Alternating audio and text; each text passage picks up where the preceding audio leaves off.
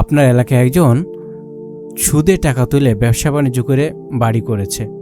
আপনার পাশের মহল্লায় আরেকজন, সে কি যেন একটা ব্যবসা করে, অস্পষ্ট, কিন্তু ধারণা হয়তো বা অবৈধ কিছু করে, কিন্তু এই ব্যবসাটা দ্বারা, ছোট্ট একটা ব্যবসা, কিন্তু এটা দ্বারা সে তার জীবনের সব অ্যাচিভমেন্টগুলো পুরা করেছে। আবার আপনার একজন ক্লাসমেট আছে যে ফ্রিল্যান্সিং করে, লাখ লাখ টাকা ইনকাম করে, প্রতিনিয়ত দেশ বিদেশ ট্যুর দেয়, কিন্তু আপনি তার থেকেও ভালো কাজ জানা সত্ত্বেও আপনি হারাম কন্টেন্ট মেক করবেন না, এই জন্য আপনি তার থেকে দিন দিন পিছিয়ে যাইতেছেন। আপনার একজন নিকটাত্মীয়র ছেলে যে 10 লাখ টাকা ঘুষ দিয়ে সরকারি চাকরি নিয়েছিল মাত্র 5 বছর আগে, 5 বছরের মাথায় সে শহরে জমি কিনে বাড়ি করার প্রস্তুতি নিচ্ছে। এইসব দেখে কি আপনার মনে হয় যে জীবন যুদ্ধে আপনি পিছিয়ে যাচ্ছেন? কখনোই না।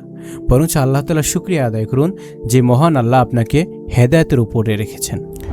সবসময় মনে রাখবেন, যে সত্তা হালালকে হারাম করেছে, যে মহান প্রভু হারামকে হারাম করেছে, সে প্রভু সবসময় দেখতেছেন যে দুনিয়ার লোভে পড়ে কে আমার হুকুমকে বৃদ্ধাঙ্গুলি দেখাচ্ছে এবং কে হারামকে পরিহার করতেছে। হালালের উপরের থেকে নিজের উন্নতির জন্য সর্বোচ্চ চেষ্টা করতে থাকুন।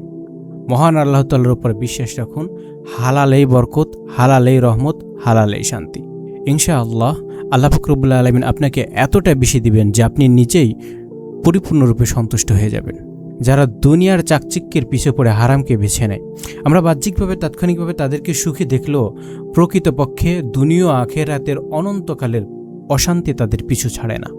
যে পরিবার এবং সন্তানদের সুখের জন্য মানুষ হারামের পিছে ছোটে, একটু খোঁজ নিয়ে দেখতে পাবেন যে সেই পরিবার এবং সন্তানদেরকে নিয়ে তারা সুখে নেয়। সবচেয়ে বড় কথা হলো তার প্রতি মহান আল্লাহ তাআলার রহমত নাই, অথচ অক্লান্ত পরিশ্রমের মাঝে আপনি খুঁজে পান প্রশান্তি। আপনার পরিবারটা আপনার জন্য হয় প্রশান্তির আশ্রয়স্থল। সবচেয়ে বড় কথা হলো আপনার উপর থাকে মহান আল্লাহ তাআলার রহমত।